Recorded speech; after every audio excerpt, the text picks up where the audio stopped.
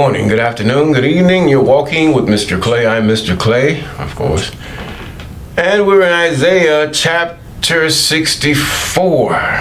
Isaiah chapter 64, the 64th chapter of Isaiah. And we thank the Most High, even the I Am, for those of you who have been with us since the beginning, those of you who have been with us here and there's about, and those of you who have just subscribed, as well as those of you who are about to subscribe or contemplating subscription. We thank God for you. Yes, like, share, and subscribe, calling those things that are not as though they are. Yes, yes, yes. We thank God for the mercy.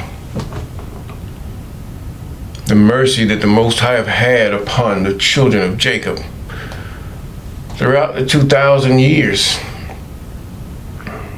Or since Jerusalem fell. Because if we look at here in Isaiah, we find out that Jerusalem fell. Israel, the 10 tribes of Israel failed. The 2 tribes of Israel failed. And they were all taken into captivity. One was scattered indefinitely. And we don't know who they are. We really don't. We think they're all in Africa, but no. You have to realize they were lands, they were nations that they were scattered unto in the north. India, they were scattered to India, they were scattered into Europe, parts of Europe, into the lands of Japheth. And you still have those that are of Jacob there now. Yes. They were scattered into, should I say, Iraq, Iran, Yemen. They were, then you had Africa. Do you not know these people knew who these people were? The people that were, before 1948, that were in the land of Israel. Whose land was it then? Who was in charge? Syria already had captured the part where you call Syria. But Israel only had a portion, the southern part of Israel as it's called. And that's it. But when God restored Israel at the time of Ezra, Esther, and Nehemiah, this is what the prophets really were referring to in many of their prophecies. Because Israel was being worn out. Now, this is a prime example of when in the book of Daniel says that he wore out the saints, the anointed, the called, the chosen. No man can give you sainthood. No counsel of man can give you sainthood. If you are a saint, you will not know it. I mean, a man that has skeletons of babies down in the dungeon and have hid all kind of truth from mankind that would benefit all mankind. Oh yes. Can't make you a saint. Whereas you say that there's a saint, Nicholas. Who's this person? Then you had your Valentine, Saint Valentine, a womanizer, is made a saint.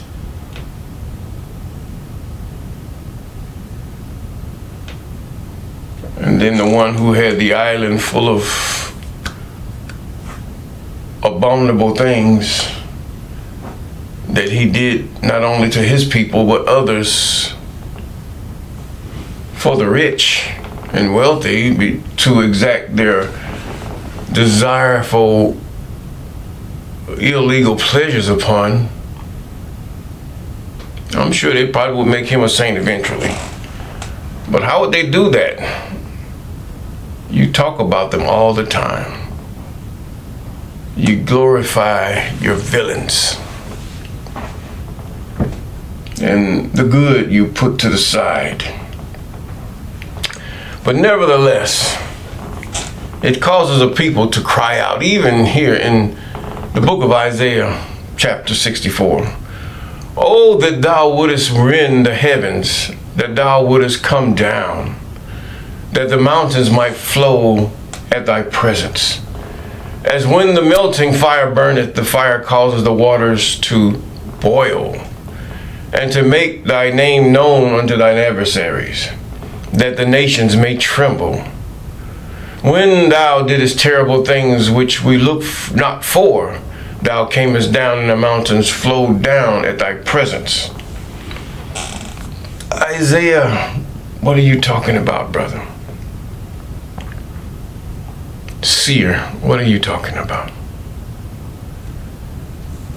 Just the longing for God to show out and show up. You have Christians and other so-called Hebrew Israelites are calling themselves to have witnessed these miracles upon their enemies, when we do not follow the laws, statutes, and ordinances as the Most High has put forth. Our Sabbath days are off. We do not investigate them, and when God reveals the truth, we don't follow and fall into it or investigate it enough to say this is the truth. But we rather, deep in our hearts, and many of you that hear me know it, we want to be with our so-called family. This is after your Christianity stuff. Family.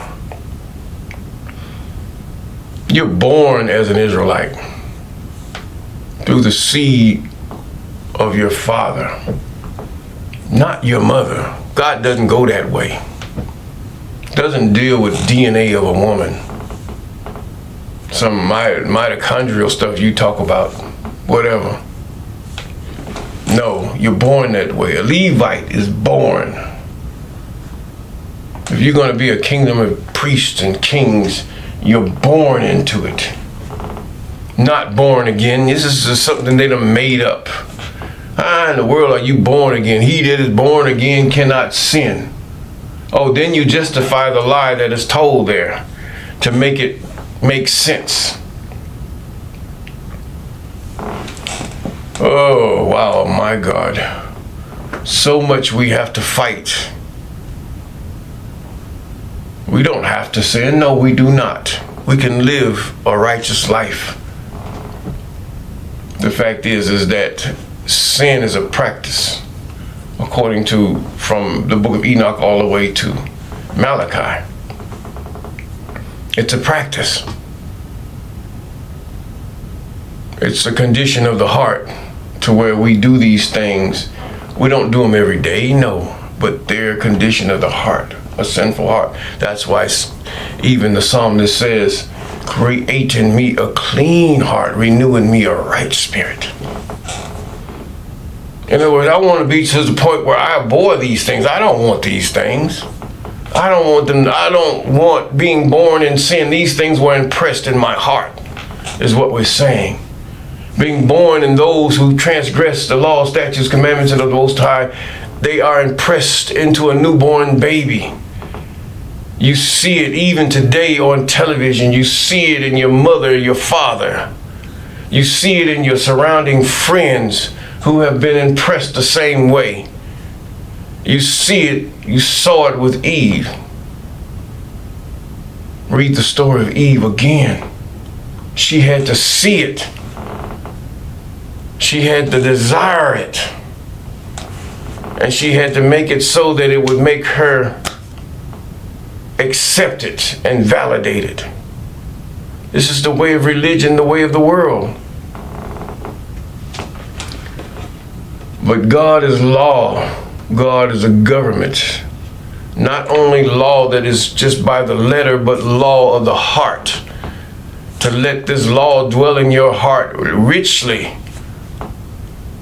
He said, let Christ, what? Oh, you going to let the end of the law? So that means if Christ did all these things, what Christ going to do? Your Christ, your Isus, your Yahushua, your Husha. Oh, so I can sin like I want to transgress the law. I can do all those things. Well, we're not in Israel no way, so I can transgress all I want. They don't care. I can say, oh, forgive me, that's it, and still have the same heart. You're still practicing. You just haven't gotten the opportunity yet again. And some get the opportunity all the time. Even those that go and beg a man for forgiveness. I guess the Catholics got something going on. They said they can ask that man for forgiveness. They can ask, we ordain him to say, forgive us too. Pagans, pagans, pagans. He says now, in verse 3, when thou didst terrible things which we look not for, thou camest down the mountains and flowed down at thy presence. For since the beginning of the world of men have not heard, nor perceived by ear, neither have the eye seen. Sound like a bit or a piece that was taken into the fake testament, the fake covenant. There is no covenant. What agreement did you make with Jesus? You put a man before God. They have brought God down. We've defeated God. Not only have we brought him to the level of a man, we showed that we can take this man and beat the heck out of him. And still he haven't suffered what some men have suffered. Patrice Lumumba, the man that they had, I believe it was him, I don't know, they cut him up in pieces. You can imagine the pain that he went through.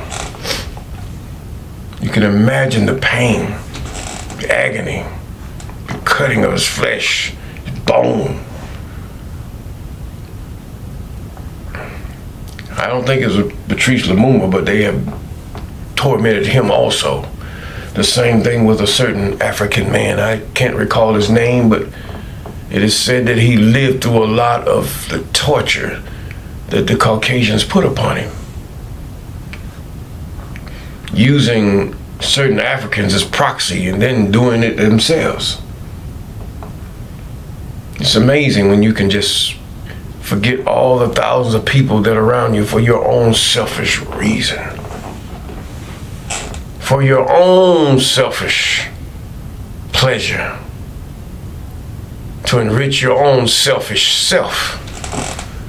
Everybody else doesn't count. Nevertheless, he says, thou meetest him that rejoiceth and worketh righteousness. Isaiah is grieving over the things that have happened to his people by the hands of the heathen, by the hands of those who hate God and hate Judah and Israel because of God. He says, now, those that remember thee in thy ways, who remember thee? The elders, the ones that have seen some of the miracles. Behold, thou art wroth, for we have sinned. Even today, the Israelite has to look toward the heavens, toward the Most High in the realms, or however you might look. Stand up with your hands spread. These are days of mourning. It's not the fact that the U.S. is fighting Iraq or Iran or Russia and all that. That has nothing to do with it. The Israelite has to look at the fact that you're still in captivity. You're still constrained. Even if you're in Africa, you're still constrained.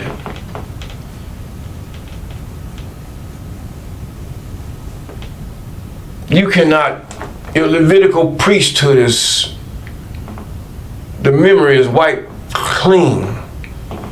Your birth, your lineage is wiped clean. Many of us don't know who we are. We don't know where we come from. My thing is, if God has called you into his light of the law, then there is something there to really investigate or just accept. I was born an Israelite. My mother and father did not know it. But the fact is, my heart is leading me toward keeping the Sabbath day. And those of you that have come through the strangers, or are of the strangers, so they say, your leading is because of your mothers and fathers that have became Israelites, converts. And there is only one law for us all. He says, now, thou meetest him that rejoices and worketh righteousness. What is righteousness? The law, statutes, commandments, and ordinances. Worketh the law, worketh obeying the law.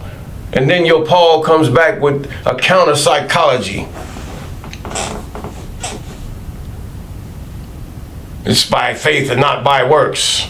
You cannot have works without faith. No, you cannot have none of it. Faith is a European word. It's not an Israelite word.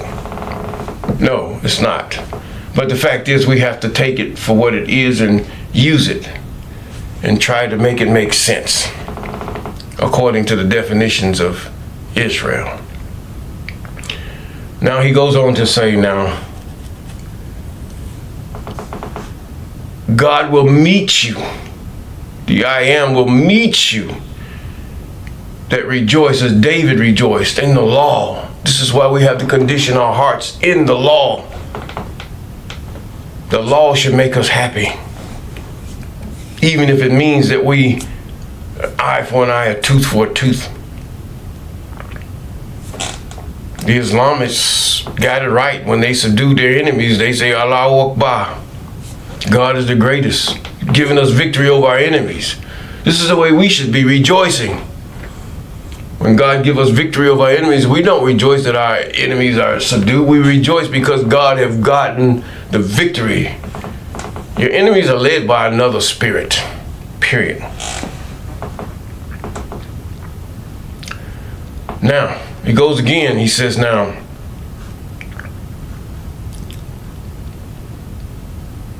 God did terrible things. We didn't look for them. He did them. He's talking about back in Moses' day and throughout the land, even in Elijah's time, where the Most High did great things. We didn't think God would do that, and even today. But if we rejoice and do that which is lawful, or should I say, see, the heathen and this evil spirits have taken these things and twisted them to the point where you're caught in a matrix of lies. They look real, they look like they should be, but they're not. God will meet you, those of you that rejoice and worketh righteousness. What is the righteousness of God? The law, statutes, commandments, ordinances.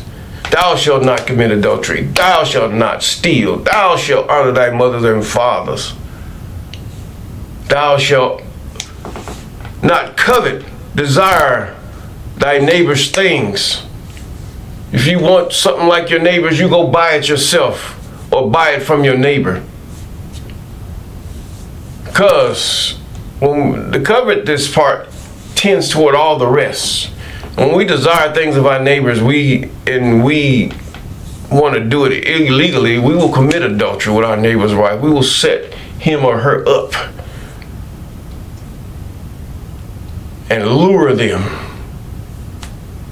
Yes, with monies and shapely things. Covetousness. We will steal from our neighbor because either we're too lazy to work and get the things that we see our neighbor has, because many of us want to keep up with him, or we figure this out, why should he have it? I'm taking it. Make it make sense. Lying, extortion, All these things fall under lying. Giving out a loan when God says you should not give out loans with interest to my people. Now you want to do like the Muslims, you go ahead, but the law is the law, period. God says, hey, you lend it, they give it back. But then God has places where if a person does go against another, one can buy the debt that that person owes. And that person would be an indentured servant until that debt is paid.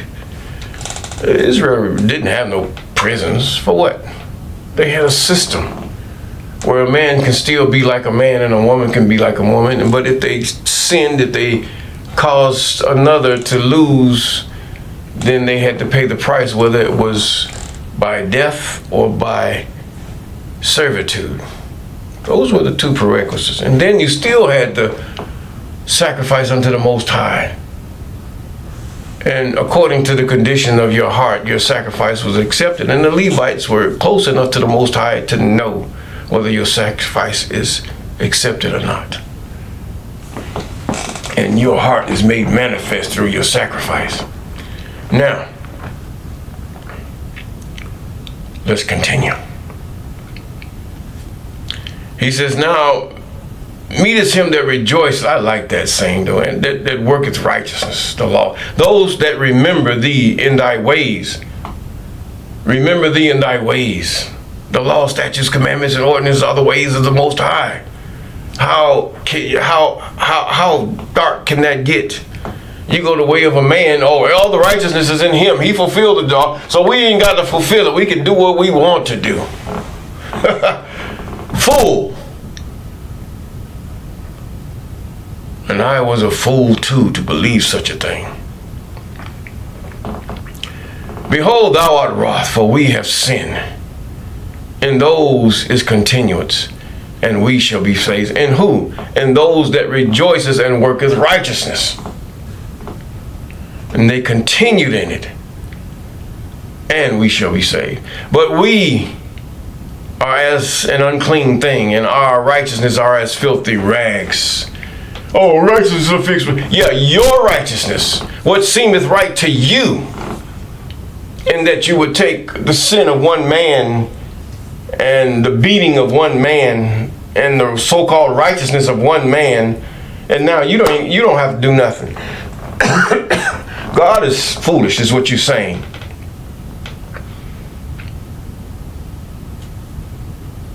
God is not going to take that sin of that one man and clean you when your heart is still filthy.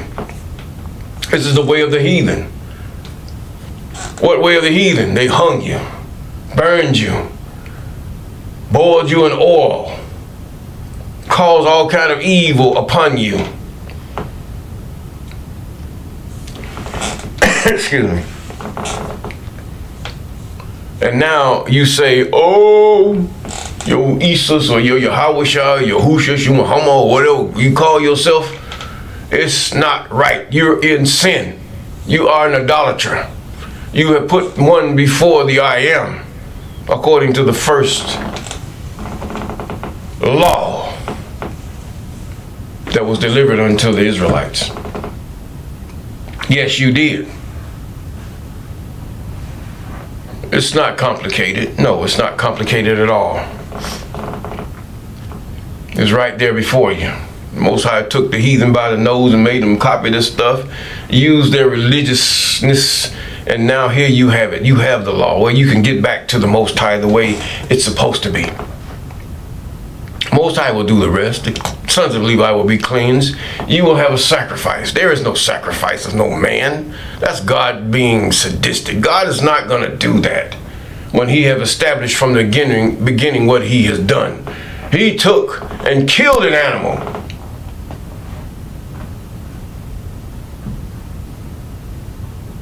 to cover you through Adam and Eve. And from then on, an animal was to be killed and the blood shed. The Most High did this. Whether he did it through proxy of a spirit of what we call angels, or whether the Most High did it, the Most High self. Yes, God did it, not no Jesus. Man's blood is tainted. In other words, that's murder, period. They murdered him. Oh, he gave his life for our sins. So if that's the case, every slave, everyone that led people across from, even in the captive tribes of Africa to captive Africans in America and Indians, they gave their life. So they're all righteous. Make it make sense. How foolish can we be? Very, by that definition. And he noticed that we are an unclean thing in verse 6. And all our righteousness is our filthy rags. Because what?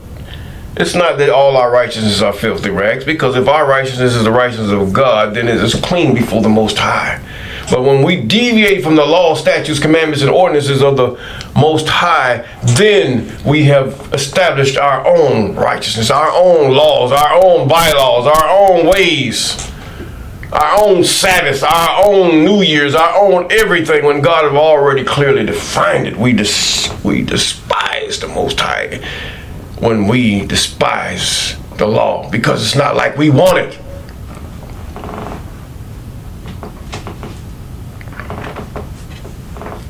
Told Moses, build this temple after the pattern which I've showed thee. Don't deviate from it. God is, when he said it, that's just straightforward. I don't want no curves. I don't want no, if it's going to be a knot, it's going to be a knot. If it's going to be this many cubits, it's going to be this many cubits. This is what I said, and this is what I mean. You think Moses deviated from it? No, Moses respected. He feared the Most High to do it exactly as, and instruct others to do it exactly as he was instructed. Now let us continue. Filthy rags. That's a Christian cliche, a cop-out, that you can't live right. Your heart is still full of sin, transgression against the law. I can use that. Yes, it's still. Don't give me that. When Isaiah here, he says, our righteousness, not God, not the laws. Paul set you up, really set you up, the lies that he told, in an ambiguous way that made it sound like it was good and smooth. This is a word of snake, just all in there. Let us continue. He says now, and we all do fade as a leaf, and our iniquities are like the wind. Our hearts are still full of sin. God has mentioned all this through the book of Isaiah. Tough, blessed book, yes. And there is none that calleth upon thy name, that stirreth up himself to take hold of thee. They're all caught up in adultery. They're all caught up in the ways of the heathen.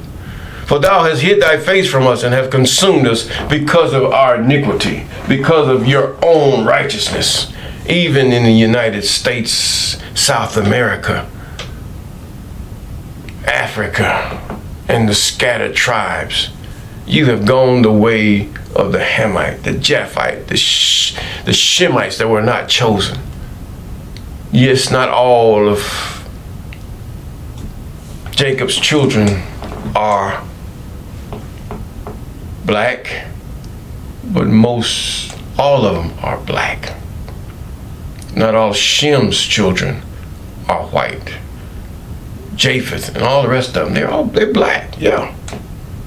So you can't say everyone that's black is an Israelite. That's a lie. We know definitely another color is not, unless they're albino. But he says to the stranger, yes, you can come to the law through Jacob, the law that was delivered to Jacob. Yes, he says that. And we are to treat them as with one law, not as they treat us. They have a law for themselves and a law for the children of Jacob. Now, He says, now, you hid your face from us. He says, but now, O I am, thou art our Father. This is a Greek insertion. Thou art our Creator. God is not a father. See, you have to realize the translation of the Greek has started, it changed from God. If you notice throughout the scripture, when the Greek's translations start coming in there and they contribute God to a man or compare him to a man as a father, God beget. No, this is not right. Thou art our Creator. We are the clay. A father does not create his children through clay. A father creates his children, or he copulates with a woman, his wife, and a child comes forth. This is the way God has designed it. But thou art our Creator. We are the clay. Thou art our potter. We are the work of thy hands. Even Adam. Be not wroth, very sore. This is Greek stuff there. Neither remember iniquity forever. Behold, we beseech thee. We are thy people. Thy cities, thy holy cities are a wilderness. Zion is a wilderness. Jerusalem is desolation. That is because you're stubborn, stiff-necked, even to this day. Our beautiful house, where our fathers praised thee, is burnt up with fire, and all our pleasant things is laid waste. Even today, what cities have you built that was not trodden under, put under highways and byways and under the river and everything else because of the wrath of the Most High? And you have not acknowledged that because you were blinded through your Yahushua, your Isus, your Messendacy, your Yahusha. It all sounds feminine anyway. But either way, this is what God is saying. I'm taking you through that you might examine yourself. Why are you going through this? Why is your daughter dead, your mama dead, your father dead, and you have not found the right path yet? Why? They're deceased. I'm not going to use no political correctness here. You have lost your way. This is what it is. And once we begin as a collective, begin to adopt those, not adopt, but go back to the old landmark, the law, statutes, commandments, ordinances. Even the Christians took your side. The old-timey Christians took everything. The old landmark. What's the old landmark? They talking about shouting in churches, busting up beside a brick wall. But what is God talking about? He's talking about going back to the Mount Sinai, going back to the mount where the law was delivered. And when Israel said, all that the I Am says, that we will do. Yes. But now you're laid waste. Your sons and daughters are become property of the heathen to practice their ways, to be trodden under their feet, to be hung in their trees or whatever you want to call it, until they are consumed. Nothing has really changed because transgression is still the same. He says, will thou refrain thyself before these things? Or wilt thou hold thy peace and inflict us very more? The Most High is conditioning the heart of Israel at this time. He's conditioning their heart.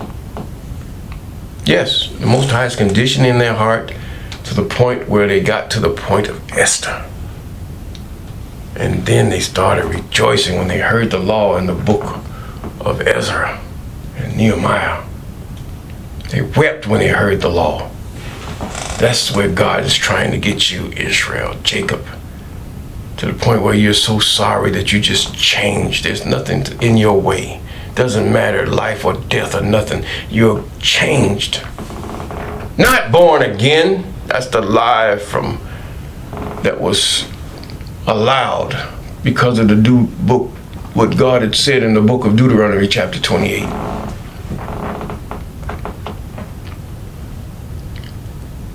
Now, if we do those things that are right before the Most High, I went below normal time, but either way, and obey His commandments, statutes, and ordinances, we will have peace.